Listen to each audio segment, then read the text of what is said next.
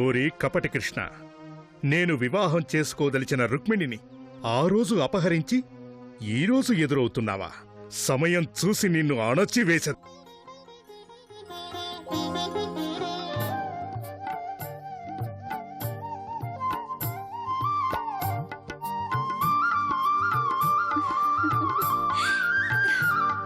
ఆ సూర్యదేవుణ్ణి భక్తి శ్రద్ధలతో ప్రార్థించి ధ్యానం చేస్తే ఈ శమంతకమణి నుంచి ప్రతిరోజు 10 మణుగుల బంగారం సృష్టించబడుతుంది. అయితే ఈ శమంతకమణి మీ వంటి సాత్వికుల ఇంటిలో ఉంటే శుభం కన్నా అశుభమే ఎక్కువ జరుగుతుంది.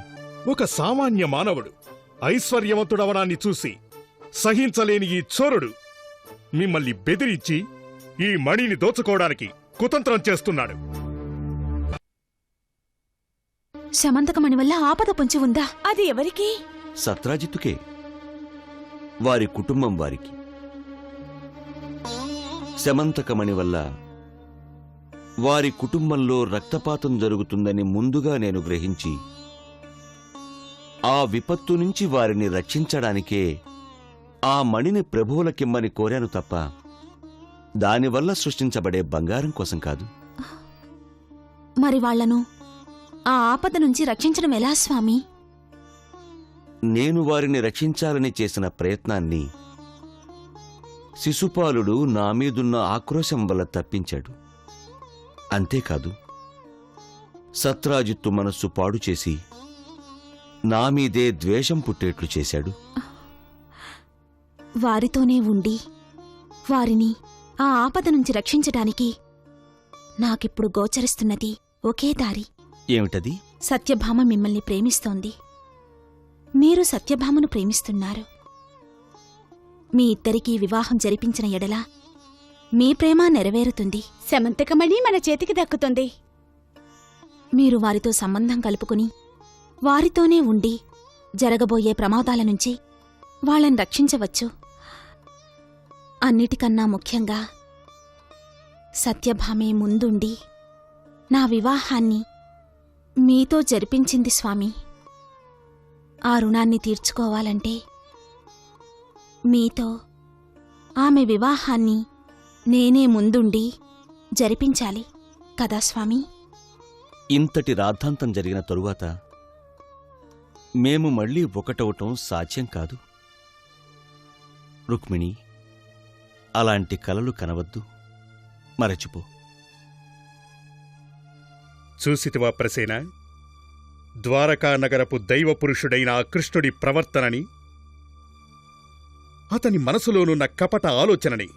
ఆ ద్రోహి ద్వారకా నగరానికే దేవుడా?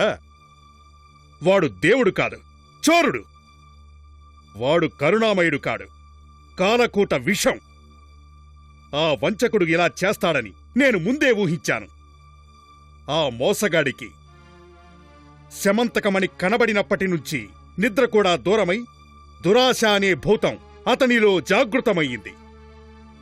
ఆ శమంతకమణి గురించి లేనిపోని విషయాలను మీ తలలో నింపి మీ అందరి మనసుల్ని మలినం చేసి ప్రాణాలు దక్కితే చాలు అనే భ్రమను మీలో కల్పించి ఆ శమంతకమణిని తను దోచుకొని పోవడానికి పన్నిన కుతంత్రమిది.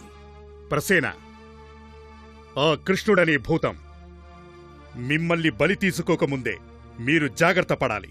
అవును మిత్రమా, నీవు చెబుతున్న ఒక్కో మాట రగిలే జ్వాలవలె సత్యమైనది. బాల్యం నుంచి అగచాట్లతో పేదరికంలో అలసి సొలసిన మాకు అక్షయపాత్రలాంటి శమంతకమణి దొరికి మా జీవితాల్ని బంగారుమయం చేసినప్పుడే ఆ చక్రి యొక్క వక్రదృష్టి మా మీద పడింది. ఆ చక్రీపతి మిమ్మల్ని ఏమీ చెయ్యలేడు. మీ కుడి భుజంలాగా నేనున్నాను కదా. మిత్రమా, నా భుజబలం గురించి సందేహం లేదు. అయితే నా అన్నగారైన సత్రాజిత్తు ఆ చక్రి మీద పెట్టుకున్న నమ్మకం విశ్వాసాలపైనే నా అధైర్యం, అపనమ్మకం. ఇంత జరిగినా నీ అగ్రజునికి ఆ కృష్ణుడి మీదున్న వ్యామోహం తొలగిపోలేదా? చింతించవలదు మిత్రమా. సత్రాజితుడు కృష్ణుణ్ణి ఎంతగా ఆరాధిస్తున్నాడు అంతే అసహించుకునేలా నేను చేస్తాను. అలాగే కానివ్వు. దానికి తగిన వ్యవస్థను నేనేర్పాటు చేస్తాను.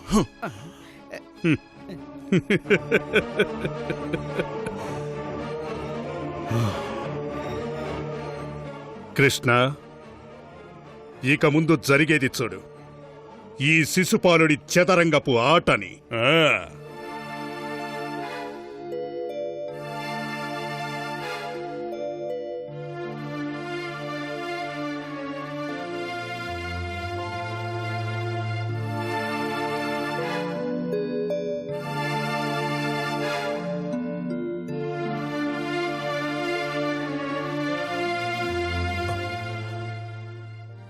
అగ్రజ, ఏమిటి ఆలోచిస్తున్నారు? ఆ మహానుభావుడు కృష్ణుడి గురించే. ఆయన ఎల్లప్పుడూ మన శుభాన్ని కోరే సుధాకరుడు. ఆయన చెప్పినట్టే అంతా జరుగుతుంది. ఈ శమంతకమణి వల్ల మనకు అశుభం జరిగేటట్టయితే ఇది మన వద్ద ఎందుకు ఉంచుకోవటం? దీనిని శ్రీకృష్ణుడు చెప్పినట్టే ఆ రాజమందిరానికే అప్పగిద్దాం. అగ్రజ, దీనితో పాటు మనకున్న కొద్దిపాటి ఆస్తిని, నిన్ను, నన్ను, సత్యభామను కూడా వారికి అప్పజెప్పేద్దాం. తరువాత వారి పాదసేవ చేసుకుందాం. ఇదేంటి ప్రసేనా, ఎందుకు నన్ను అపహాస్యం చేస్తూ మాట్లాడుతున్నావు? ఇది అపహాస్యం కాదగ్రజ, అంతరాత్మలోని బాధ. అనేక సంవత్సరాల నుంచి ఘోర తపస్సును ఆచరించి వరంగా పొందిన శమంతకమణిని నీవు పరులకు అప్పగిస్తావా? దాని ప్రతిఫలాన్ని నీవు నీ కుటుంబ సభ్యులు అనుభవించనక్కర్లేదా? మొత్తం ద్వారకా నగరమే నిన్ను అపర కుబేరుడని కొనియాడుతుంది. నీవు గనక శమంతకమణిని ఆస్థానానికి అప్పగించేస్తే మనం వీధుల వెంటబడి భిక్షమెత్తుకోవాల్సుంటుంది. ఆ రాజకుటుంబం యొక్క రాజకీయ కుట్రలకు బలి కావద్దగ్రజ. వారి మీద నీకున్న భక్తే వారు చేస్తున్న కుట్రకు అసలు పునాది. సత్రాజితుల వారు, ఇప్పుడు మీరు సంపూర్ణంగా కృష్ణుడి వలలో చిక్కుకొని ఉన్నారు. మీకు వరంగా వచ్చిన అదృష్టం గురించి మీకే తెలియదు. మొత్తం భూమండలంలోనే కాదు, త్రిభువనాల్లో ఉన్నది ఒకే ఒక్క శమంతకమణి. అదేమిటో సూటిగా చెప్పండి శిశుపాల. గృహప్రవేశం జరిగిన అనంతరం నేను నా రథాన్ని అధిరోహించడానికి నడుచుకుంటూ వస్తుండగా కృష్ణ బలరాములు వారి రథంలో కూర్చొని సత్రాజిత్తు దగ్గర ఉన్న ఆ శమంతకమణిని ఏదో ఒక విధంగా మనం దక్కించుకునే ప్రయత్నం చెయ్యాలి అని మాట్లాడుకుంటూ ఉండగా నేను నా చెవులారా విన్నాను. అయ్యో, ఎంతటి మోసం! శ్రీకృష్ణుణ్ణి నా దేవుడని నమ్ముతుంటే నాకే వెన్నుపోటు పొడుస్తాడా? శిశుపాల, సరైన సమయానికే వచ్చి నాకు సత్యాన్ని చెప్పి నా కళ్ళు తెరిపించారు. నాకు ఈ విషయం విని అత్యంత బాధ కలుగుతోంది. ప్రసేనా, అగ్రజ, ఎవరు చెప్పినా ఏం జరిగినా నేను శమంతకమణిని ఎవరికీ హస్తగతం చేయను. పద.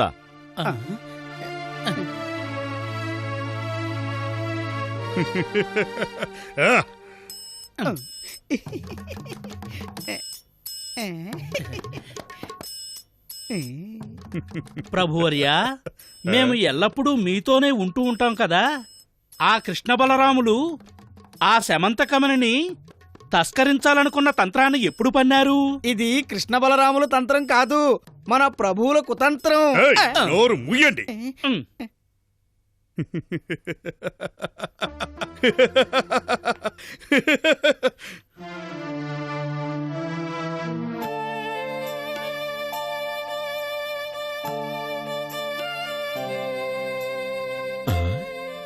సత్య, తండ్రి గారు, ఆహా, నీవు సత్రాజిత్తు కుమార్తెవా? నిన్ను చూస్తుంటే భువనైక సుందరిలా ఉన్నావు. ఈ ద్వారకా నగరంలోని స్త్రీలే కాదు, గంధర్వలోకపు దేవాది దేవతలే ఈర్ష్యపడేలా ఉన్నావు. నిన్ను పత్నిగా స్వీకరించేవాడు ఎంత పుణ్యం చేసుకునుండాలో ఏమో. పుత్రి, సూర్యునికి గ్రహణం పట్టినట్టు నీ మొహమెందుకు కళావిహీనంగా ఉన్నది? తండ్రి గారు, కృష్ణుని కుటుంబ సభ్యులతో మీరు అసంతృప్తిగా ఉండడం పట్ల నాకు దుఃఖంగా ఉంది. నీవెందుకు దుఃఖించాలి పుత్రి? దుఃఖించకూడదు. నేను అత్యంత విలువగల ముత్యాలను పోగొట్టుకునేందుకైనా సిద్ధం. అయితే అంతకంటే విలువగల నీ కన్నీటిని వృధా చేసేందుకు మాత్రం నేను సిద్ధంగా లేను. ఇక మీదెప్పుడూ నీవు ఆ కృష్ణుడి కుటుంబ సభ్యులను తలుచుకోకూడదు. తండ్రి గారు, కృష్ణుని మీరు అంతలా ద్వేషించడానికి కారణం ఏమిటి? పుత్రి, నీవు మాటిమాటికి ఆ వంచకుడి పేరుని నా వద్ద ప్రస్తావించకు. ఆ కృష్ణుడు దేవుడు కాదు, అతడొక గోముఖ వ్యాఘ్రం. తండ్రిగారు, మీరు చెప్తున్నది సమంజసంగా లేదు. ఆ నయవంచకుడి ఉద్దేశం సరిగా ఉందా? పేదరికంలో ఉన్న ఒక వ్యక్తి ఉత్తమ స్థితికి వస్తే దాన్ని చూసి సంతోషించి అభినందించాల్సింది పోయి అసూయపడటమా? ఐశ్వర్యం కోసం అధములవడమా? ధనం కోసం దారి తప్పటమా? తండ్రిగారు, మీ మాటల్లోని అర్థం ఏమిటి? ఆ కృష్ణుడు మన శ్రేయోభిలాషి కాదమ్మా, మన వినాశనాన్ని కోరే హితశత్రువు. అతనికి కావలసింది మన క్షేమం కాదు, మన దగ్గరున్న శమంతకమణి. నేను ఆ శమంతకమణిని ఎవ్వరికీ ఇవ్వదలుచుకోలేదు. దానివల్ల త్రిభువనలోకాల్లో శ్రీమంతుడిగా పేరు తెచ్చుకుంటాను. నీవు నా కుమార్తెవి, నాలాగే ఉండాలి. ఇదేమిటిది? నా తండ్రిగారి మాటల్ని వింటుంటే ఈయన మా తండ్రిగారేనా అని సంశయం కలుగుతోంది. అవును, నా కృష్ణునికి తమలపాకు మీద రాసి పంపిన వివాహం విషయాన్ని ప్రస్తావించకుండా శమంతకమణి గురించి ఎందుకు ప్రస్తావించారు? అతనికి ఐశ్వర్యమంటే వ్యామోహమా? నాకంటే కృష్ణునికి శమంతకమణి ఎక్కువైపోయిందా? నాకు ఆ శమంతకమణి కన్నా నా కృష్ణుడంటేనే చాలా ఇష్టం. నాకు నా కృష్ణుడే కావాలి, నాకు నా కృష్ణుడే కావాలి.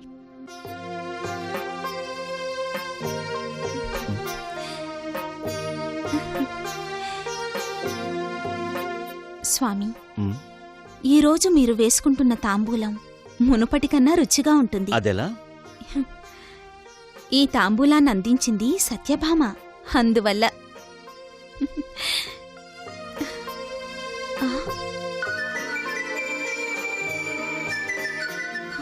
స్వామి స్వామి, ఇటు చూడండి.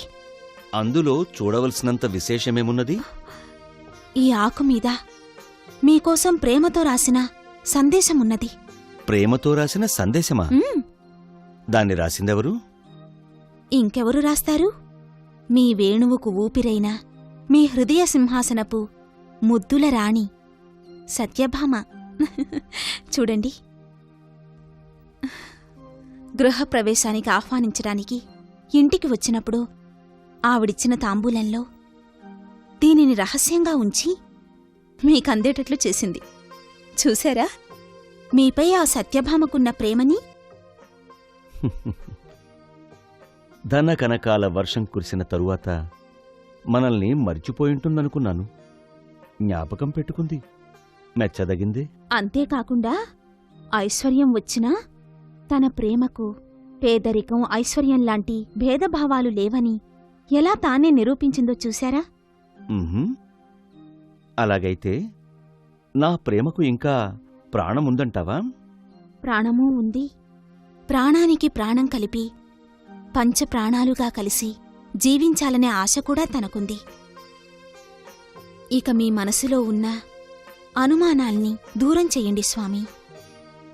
రేపటి సూర్యోదయానికి మనమందరం సత్రాజితుల వారింటికి వెళ్ళి మీకు సత్యభామతో వివాహాన్ని నిశ్చయం చేసుకుని వద్దాం. మీకిష్టమే కదా? ఏమంటున్నావు నీవు? నేను చెప్తున్నది నిజం. రుక్మిణి, నీ ఒక్కదానితోనే జీవితాన్ని పంచుకోవాలనుకున్నాను నేను. నీవు చూస్తే సత్యభామతో మరొక వివాహం చేయాలని చూస్తున్నట్లున్నావేంటి? అవును, మరొక వివాహం చేసుకోవటంలో తప్పేముంది? తప్పేమీ లేదు. అయితే అయితే ఏమిటి? సత్యభామ ఈ ఇంట్లో అడుగు పెట్టడానికంటే ముందు మళ్ళీ మళ్ళీ ఆలోచించి చూడు. తనకు ఎప్పుడూ ముక్కుమీదే కోపముంటుంది. ఉండనివ్వండి, తనకి అనుకూలంగా నేనుంటానుగా. అయ్యో రుక్మిణీ, తను మాటకారి, గయ్యాళి. తన ముందు నీ ఆటలేవీ సాగవు. అలాగే, తనతో నేను ఆడుకుంటూనే కాలం గడుపుతాను.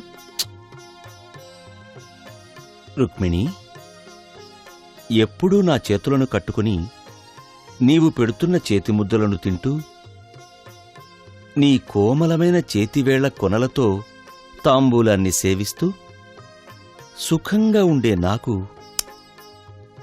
ఆ సత్యభామతో వివాహం జరిపించి నీ సుఖ సంతోషాలన్నిటినీ ధారపోస్తున్నావు కదూ. ఇక మీద అన్నిటికీ ఆమె సహాయమే తీసుకోవాలి. జాగ్రత్త. ఆ ముచ్చట చూసి సంతోషించే భాగ్యం నాకు దక్కితే అదే చాలు. రుక్మిణి, నీవు చేస్తున్న త్యాగం గురించి ఇంకొకసారి ఆలోచించి చూడు. ఈ సంసారమనేది 2 రోజుల ఆట కాదు.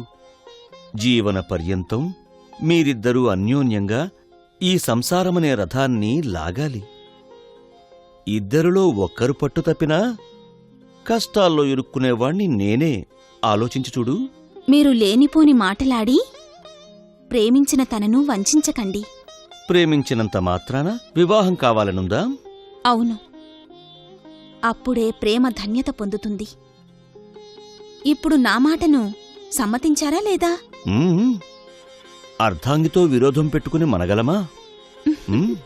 నీ ఇష్టప్రకారమే జరగని.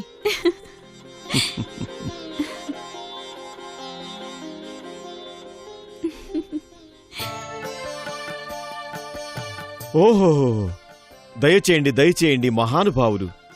మీరు ఆజ్ఞాపిస్తే నేనే మీ దగ్గరికి వచ్చేవాణ్ణి కదా. ఆజ్ఞాపించండి ప్రభు. చంద్రవంశపు ఎదుకాలం చరిత్రలో ఇవ్వడంలో పేరుగాంచింది. అక్కరకు వచ్చిన వారిని ఒట్టి చేతులతో ఎప్పటికీ వెనక్కి పంపినవారు కాదు.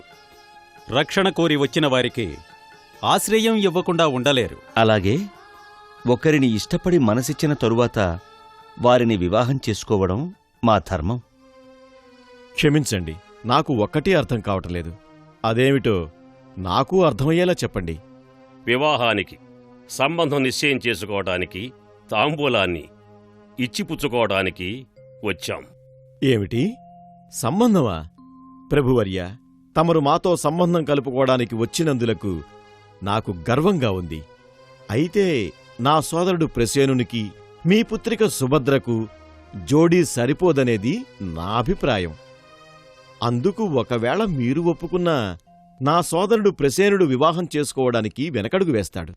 లేకపోతే మా అంతస్తుకు మా ఘనతకు తగిన సంబంధం చూసి ఆ కార్యాన్ని నేనే నెరవేర్చేవాణ్ణి. మేము విచ్చేసింది ఆ సంబంధం కోసం కాదు. మీ పుత్రిక సత్యభామను మా పుత్రుడు శ్రీకృష్ణునికిచ్చి వివాహం చేయమని అడగటానికి వచ్చాం. ఏమిటి? శ్రీకృష్ణునితో సత్యభామకు వివాహమా? మీరు చెబుతున్నది సత్యమా? నాకైతే నమ్మశక్యంగా లేదు. అగ్రజా, మాయలో పడిపోకు. శమంతకమణి ఇంటి ప్రధాన ద్వారం దగ్గర వేలాడుతూ ఉంటే ఆ ఇంటి పుత్రికను వివాహం చేసుకోవడానికి ఎవరు కావాలన్నా వస్తారు, ఎక్కడికి కావాలన్నా వస్తారు. ప్రసేన, నీ అగ్రజుడు సున్నిత మనస్కుడు.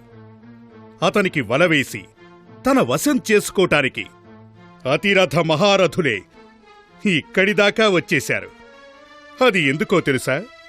సత్రాజిత్తుల వారు శమంతకమణిలా ప్రజ్వలంగా మెరుస్తున్న మీ కుమార్తెను తమ ఇంటికి తెచ్చుకుంటే శమంతకమణి తనకు తానుగా తమ చేతికొస్తుందని. ఈరోజు నా దగ్గర ఐశ్వర్యం అంతస్తూ ఉండడం చూసి నా పుత్రిక మీద ఒక్కసారిగా ఇష్టం ప్రేమ పొంగిపోతున్నాయా? తండ్రిగారు, నీ ప్రేమను నిరూపించు సత్యా.